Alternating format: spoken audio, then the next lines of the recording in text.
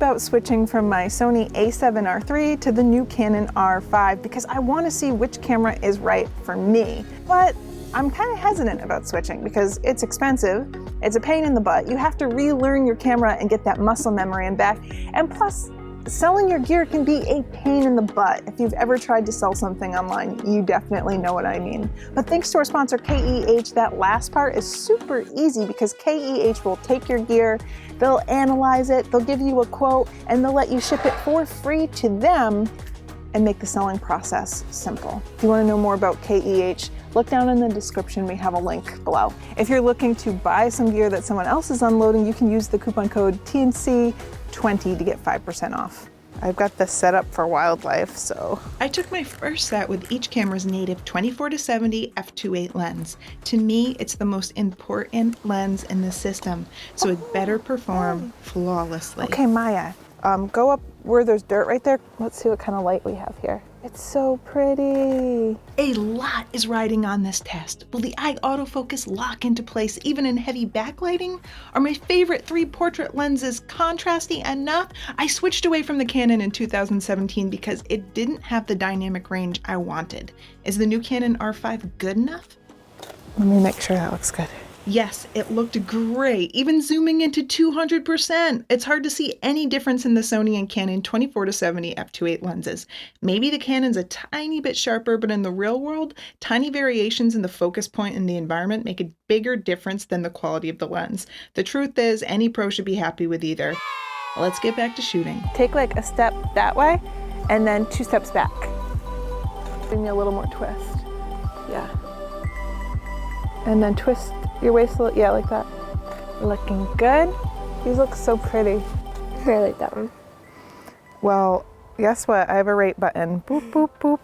3 stars means Maya likes it. And ultimately, the client liking the photo is more important than the test, but shooting portraits and weddings, I've learned how useful it can be to recover shadows from dark hair and tuxedos. So let's check the dynamic range. Once again, there doesn't seem to be a noticeable difference, and that means Canon has improved from previous generations, where Canon's poor shadow recovery drove me to Nikon and then to Sony.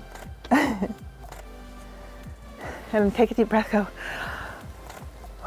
So I'm shooting side by side with the R5 and the a7R III, and the photos are coming out great on both. The eye autofocus is working really well on both, but the user experience I'm noticing feels a little more intuitive and natural on the R5, and I think it might be the touchscreen, and all of the settings seem to be a little bit easier to get into. You can pinch to zoom. The flow of taking photos seems a little bit faster, and the camera gets out of your way a little bit more than the a7R III. Good, good. And turn away and just... My strap got in the way. You look like some kind of forest princess. And just put your face a little more towards me. Yeah, that's good. Those look nice. Yeah, I like those. The lighting's really pretty. Mm-hmm. We got you really smiling because Tony did something. Okay, let's keep moving. Let's change locations. You're gonna be baby Jessica. What if baby Jessica's parents were watching, Tony? Those look nice. And the lighting has totally changed. It keeps thinking that the wheel is an eye. It loves the wheel, Maya. Try to be more like the wheel, but it's not tricking the Sony. It went a little for the wheel, Maya, and it took a sharp turn back to you. I'm not feeling it. It's not translating.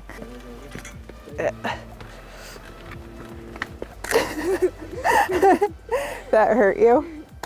People will nitpick the color differences between the cameras. In Tony's recent blind poll of photographers, he found that people preferred Sony's colors. But he also found it made no difference when shooting RAW. I never publish a photo without tweaking the color anyway, so I don't care. I keep going to pinch to zoom, and it's not a thing. Is that a deal breaker? No. If you're only using this camera, you get used to it, you probably stop thinking about it at some point, but just switching between the two now, I keep forgetting because the Canon is so intuitive.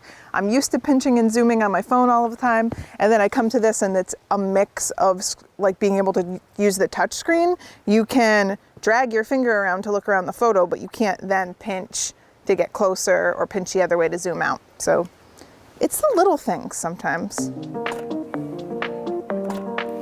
They're both struggling with IAF with the backlighting. You can see it's not really intense backlighting, but they're both kind of looking around for her eye. I have to zoom in to 70 millimeters to find the eye, and then I can zoom out and work with my crop more. We got the light right, so you can shed the coat, and then you can lean against the gate a little bit, and then that will be in the picture. Yes, yes. And then take a deep breath. Once again, it's struggling to find her face or her eye with the backlighting, but it seems like if I look at the display and just touch to focus, then it's working. That looks good, Maya. Okay, so far I'm experiencing that both cameras are great. The autofocus is great, the lenses are sharp, everything seems to be in focus. So far, the Canon is ahead because of the usability. It's a little easier to use, it's easier to access the settings and change them. So let's continue testing.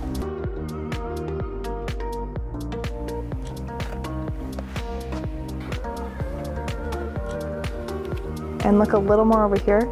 Yeah, there we go. Oh, he doesn't want your face again. Oh boy.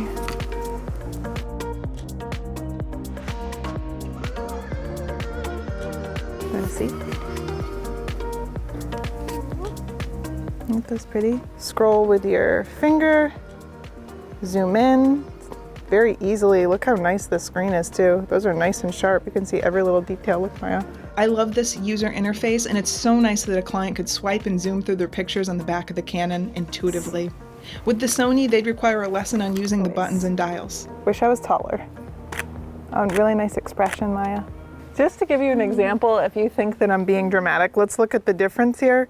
So to zoom in, you press the plus button, and then you dial the wheel, and then I can drag around. It just seems a little more complex. Just that those little usability things add up. Let's move it to this next one where there's some ivy that's pretty.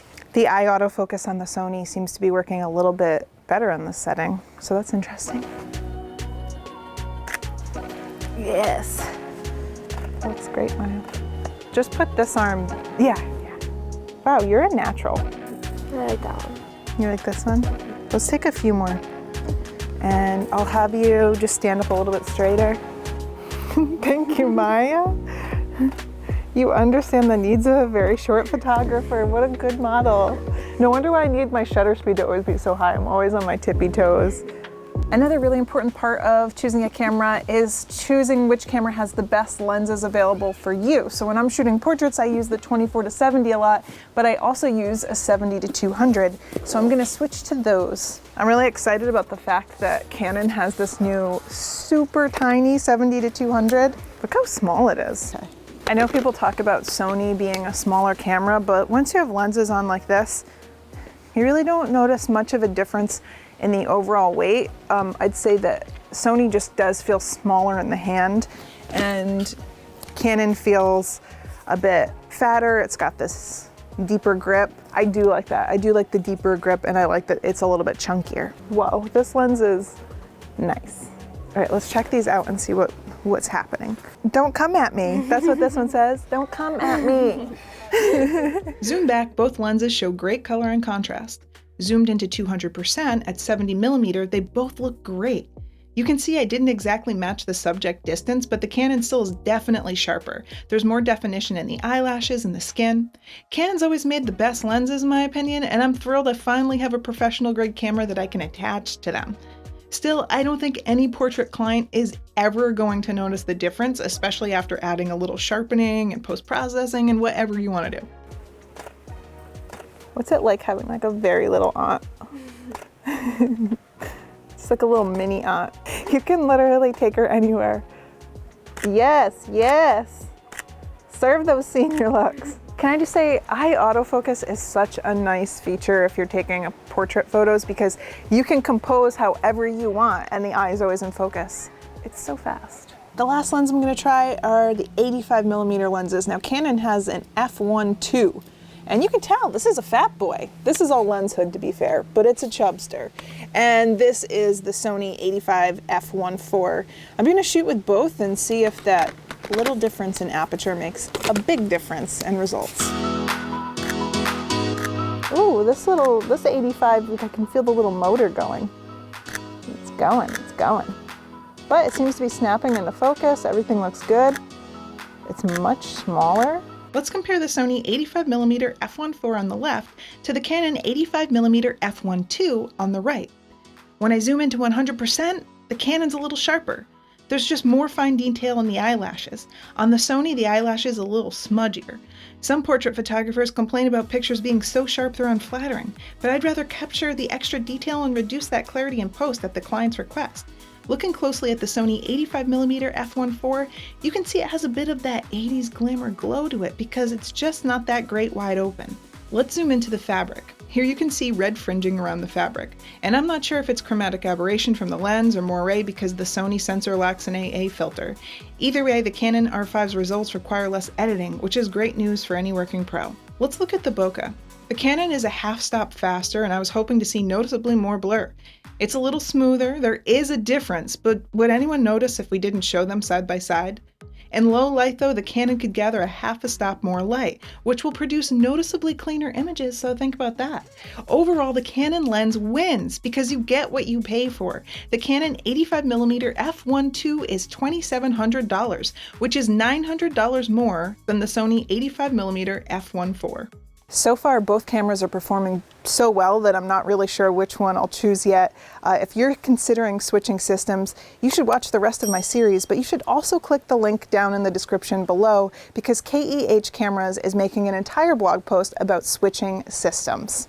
If you decide you want to switch already, you know you want that new camera, you've been waiting for years to go mirrorless or choose another camera, you can go to KEH.com and get that gear for 5% off by using the coupon code TNC20. You can't go wrong with KEH. They have a 14-day return policy and a 180-day guarantee. It's actually nice that these cameras are so close and both so good. I couldn't have said that about the Canon R5. And now with the R5 and the R6, it seems like they're catching up to Sony. Well, they're here. They have caught up. They've arrived.